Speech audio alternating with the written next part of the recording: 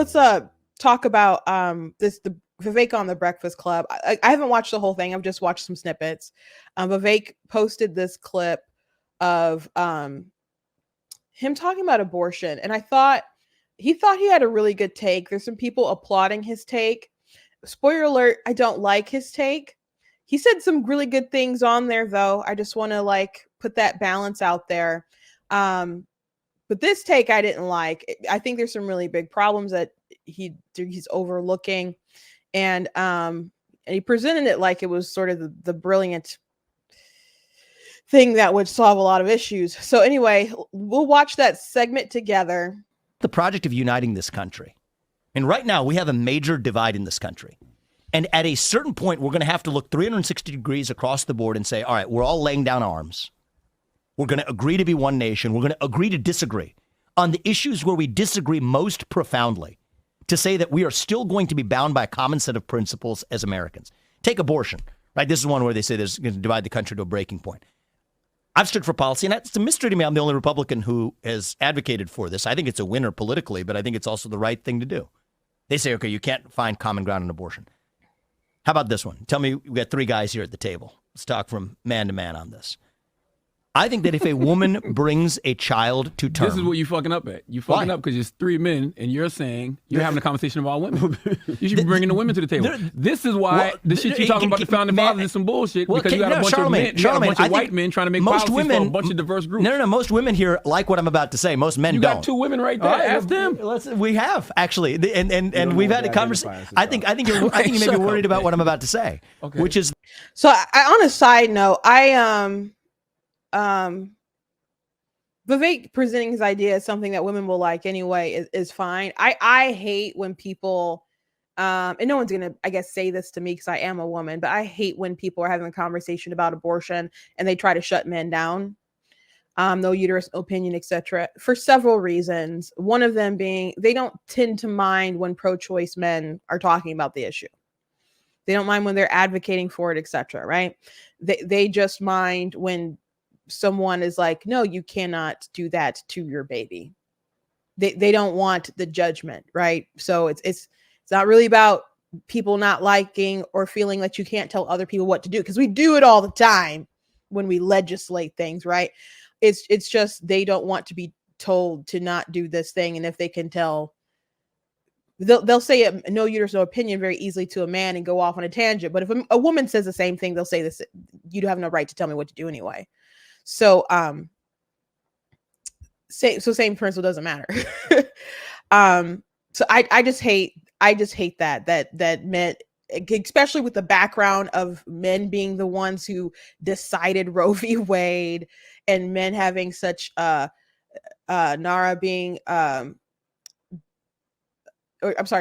not NARA, NARAL being originally founded by men.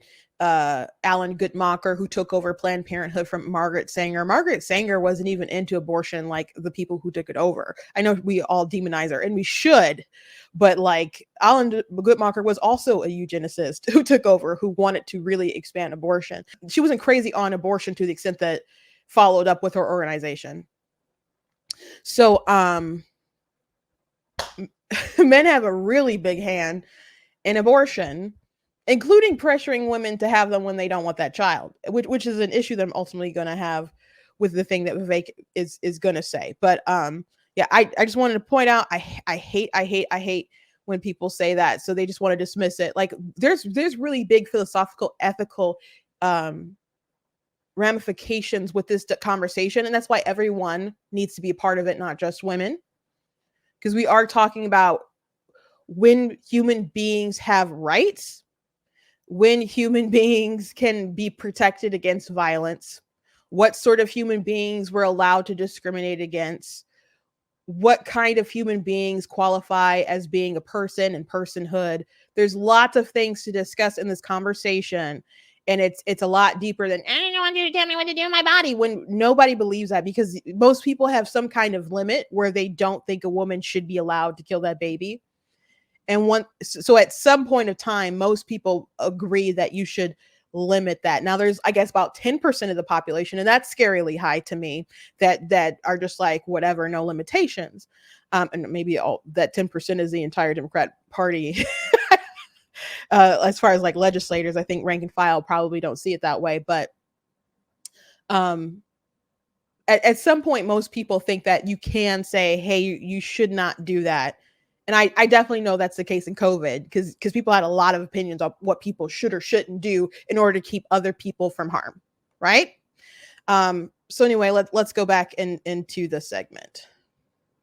That I think if a woman brings a child to term, she should be able to make the man financially responsible for both her and the child if she does it, period. And that should be the law of the land.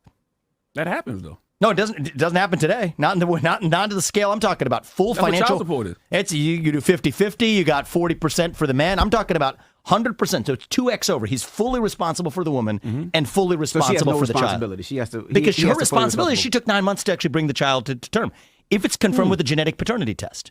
So right now, today, 40 years ago, he has full responsibility until the child's 18. Absolutely, and full responsibility for the woman during that time. I don't think that's bad. I don't think it's bad either. Because I think that part of the criticism of Republicans is, oh, you're just throwing women under the bus. I say, that's a fair criticism. Let's actually take that seriously and say we're all in this together. If you believe that unborn life is life. I think most women would agree with that. I think most women would say, most women absolutely would agree with that. Paying for the child and for me? Yes. Most women would agree with that, right? And that's not the state of afford that. But then men should think about that on the front end. That's the whole point. Because women can't afford that either. That's the whole. This gets to the heart of the abortion debate. That's not a bad point. This gets to the heart of the abortion debate. But what he's saying is you should think about that on the front end. Exactly. Put your That's the condom whole on. point. Remember when Young Thug was like, yo, if you broke, shouldn't be having babies. Yeah, but, exactly. But things happen that don't. But things happen that don't work this. out. If you think it's going to work out, and it obviously doesn't now, a man if that's it's making confirmed by $40,000 a year, you want him to pay for the woman and the child? That's not the wildest thing I've heard you say. Because she's actually got 9 months of carrying the child. So this is when I'm talking back about the project of uniting the country. I don't know if that's a Republican idea, Democratic idea, or whatever. But right now, one of the criticisms is, and one of the things I believe as a leader. You talked about being a leader. What does a leader do? One of the things a leader does is listen to the best arguments for the other side, understand them deeply, and then give the best possible response to that you can. I had an 11th grade teacher. She taught me, if you can't state the best argument for the other side, you don't know what you actually believe yourself. And I think that that's true. And here on this question, the best argument for the other side is, how are you only putting this responsibility on women to say, okay, you stand for life and all of that, but how come that only falls on the woman? My answer is it shouldn't. So nature has made a decision, and some people will be offended at us saying this, but only women have, a lot of men's ass only women have children. Okay, I believe that's a biological fact. Some people may disagree with that. But if you have two X chromosomes, you have children. But we're going to do everything we can to even that responsibility out by saying that if the man is making a sexual decision, it's not just the woman that's responsible for that. The man actually pays for the woman and the child for the next 18 years. I'm not mad at that.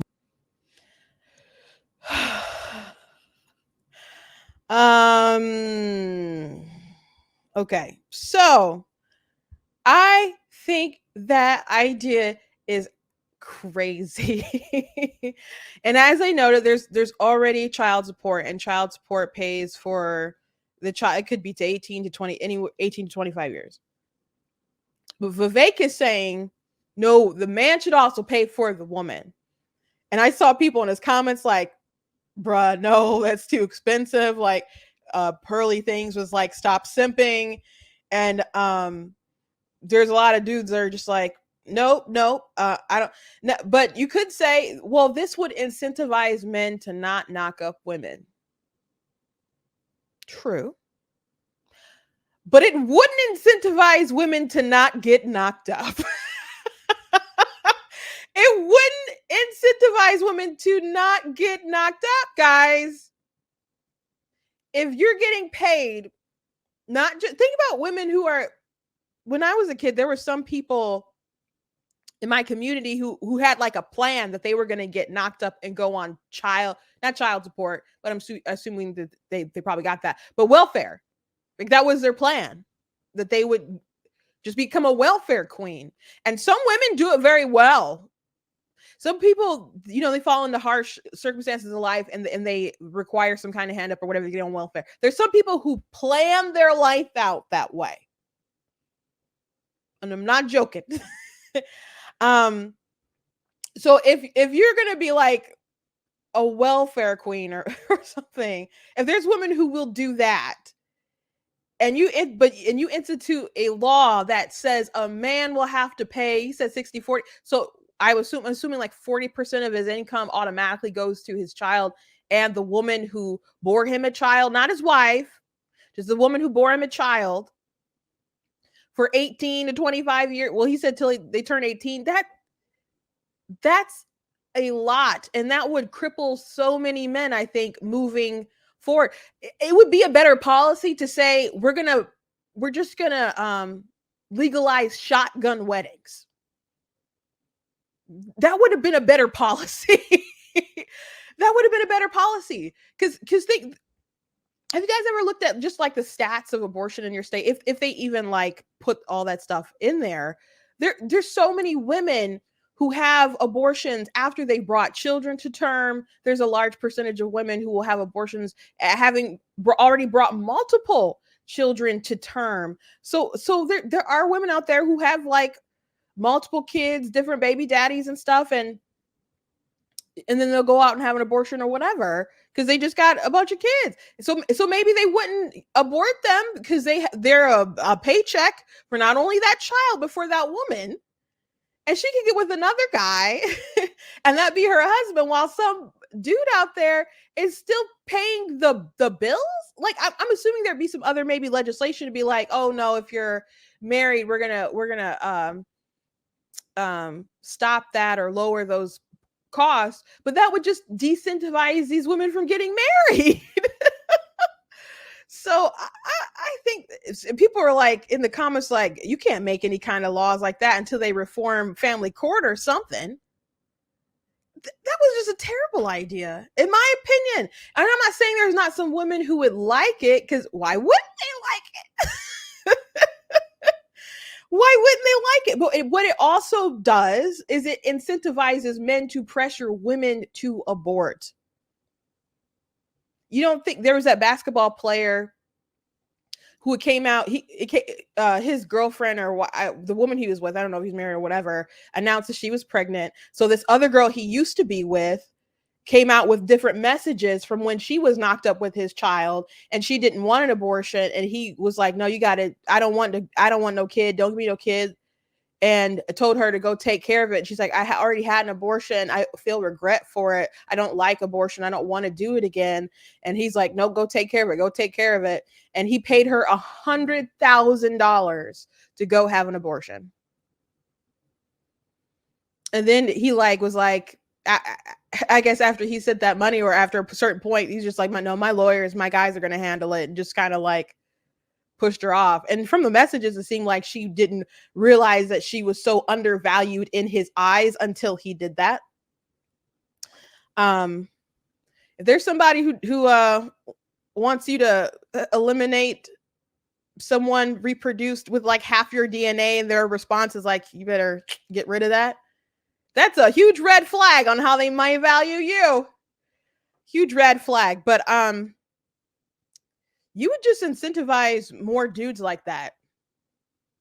Now you could say, well, the woman might not want to do that. Well, maybe she wants to keep that man and he pays her off or whatever. It's just a horrible structure. It would make far more sense to say, you know what? We're out of salt. We're going to do shotgun weddings. No fault divorce. You knock her up, you get put the baby in her, you gotta put a ring on the finger, and you gotta raise that family. And that's how we're gonna disincentivize people sleeping around and having kids out of wedlock, etc. And to me, it doesn't really address the heart of the issue of abortion. People will finances is a major reason why people bring up the fact of why they have abortions, but that doesn't mean that everyone who's getting them and who may list finances are like destitute or something. There are women who have a bunch of kids and wouldn't think of ever having an abortion, and they have little finances, but they find a way to survive and they find a way to make it work. And then there's some people who just don't want to struggle. And I don't mean like lose their house struggle, but they're just like, oh, I'm not ready right now, or I want to put my career first, and they go ahead and they have the abortion. But the problem is that they devalue the human beings, and that they decide to put themselves first, and they tell themselves what they want to hear, that they're willing to sacrifice a child. It is child sacrifice on the altar of self. So at some point, if you're in charge of the government and you know your duty, your purpose for existing laid out in the Declaration of Independence, right, is that you guys are supposed to secure our rights, right, our inalienable rights, and one of those are life. At the point of where we determine where that life begins, it's your duty to make sure someone doesn't take away that right from someone else. So they have a right to not be killed. So just say they have a right to not be killed. So we're not going to allow that to happen. Now, assume the numbers also don't make sense to me as well. Like, you're gonna, like, from a, because he's arguing forced parental obligation, and I think parental obligation is a important discussion in this debate and stuff. Excuse me. I think my main thing is you don't have a right to take that life. We have no obligation to allow you to take that life and give you some kind of legal immunity for it. The purpose of the government is to protect our rights. So just because you want to cause the harm doesn't mean that we should allow you to do it. So you just don't have that right to do it, basically. And then there's like layers on top of that. And a layer I put on top of that is, yes, you're obligated to your child. So you can't kill them, and I do think you are obligated at least to not do that, and provide them with some space and nutrients and stuff at least 9 months, right? Until you can at least transfer that responsibility onto someone else. But to say that they carried the baby for 9 months, even though they're not going to agree to be the family, that he's obligated to pay for not only the child and the woman. I understand like the nobility of that, but if you're gonna still let's say they put this in place prior to getting rid of abortion, and people still in their minds have it that women have the right to choose whether they're going to abort or not, and they're just hoping a policy like this would help, I don't know, foster an environment where having an abortion becomes unthinkable, right? That's the jargon. Okay, well, then you're still giving her a choice, but you're not giving him a choice. I think, men having them be responsible is a good thing. I do. Saying that they're obligated to that child is a good thing. But I don't know how you can make that obligation for the man and not say that the woman is at least obligated to not kill him for 9 months. So as long as you have you say that women don't have any responsibility to that child to at least not kill them for 9 months, if that is your position, I don't know how you can argue that the man has any obligation to take care of that child. Morally, of course they do. Morally, of course she shouldn't have the abortion. But if you're going to argue that legally she has no obligation to do that, what world are we living in? Why it should be okay that the man is forced to do that? I don't think that's fair. I don't think that's consistent. You'll find some pro-choice women that'll acknowledge that's inconsistent, and perhaps we shouldn't force those laws. But most people want their cake and to eat it too, or whatever. They want abortion to be available, but if they choose to have that baby, yeah, they want that man to be on the hook for the child support. And they say it's different because the child, that same child that was in your womb, that's still his seed, his offspring, that when they're out, then they have an obligation just because they're outside of the womb. That doesn't make any sense to me. It's the same person. It's the same human being. So there's nothing so magical about your vagina that it just gave personhood. It's really not that special. A lot of women have one. Lots of women have one. So yeah, to me, it doesn't really get to the heart of the issue. I think this idea that if we make all these different concessions, that'll just get to a point where women just don't want abortions anymore. It'll be outlawed, etc. I don't think so. I think that people know it's an evil thing, but they suppress the truth because they want to achieve whatever objective they want. Whether it's most people don't have abortions because of some kind of medical issue. It's not to preserve life, it's to preserve their lifestyle. I can't take credit for that line. Trent Horn said it. But it's a good line and it's the truth. Even people who say things like, "Oh, well, I don't want to be in a situation where the child has to suffer financially or something." Like life is not, like this. It has ups, it has downs, it has highs, it has lows. If you bring a child into this world, there's no guarantee. Even if you're comfortable that bad things won't happen, and especially if you live in the United States of America, there's some good chances that you have upward more mobility, especially if you make good decisions moving forward. So it's not fair to do that. As someone who went through some things financially, I find that to be a pretty egregious and kind of scary mentality of people. Like, let's just off the pores, But I even think that mentality is mostly at the root of it not about trying to prevent your child from struggling, but to prevent you from the burden of being a parent who has to have a child while you're struggling. That's a different pressure. Like, it sucked being a kid. I know it really sucked for my parents at times, particularly my dad. The different pressures that he felt at times when it was hard on us, when it was difficult to provide. That's an extreme amount of pressure, especially for men. I'm not saying it's not hard for women, but men, if they care about their family, sometimes you get deadbeats who go and, I don't know, go to the arcade or something and don't care if they can put food on the table and screw the family. But if you have a good man and you're struggling, it's hard. It's still not a good reason to kill your kid. I'm going to read this comment from Kit Kat here. We need policies that engage the building of family units. That way, when a baby comes along, the structure to support that baby is already in place. I agree with that. But I think so many things are cultural, and we're losing a lot of that cultural unity, especially like community.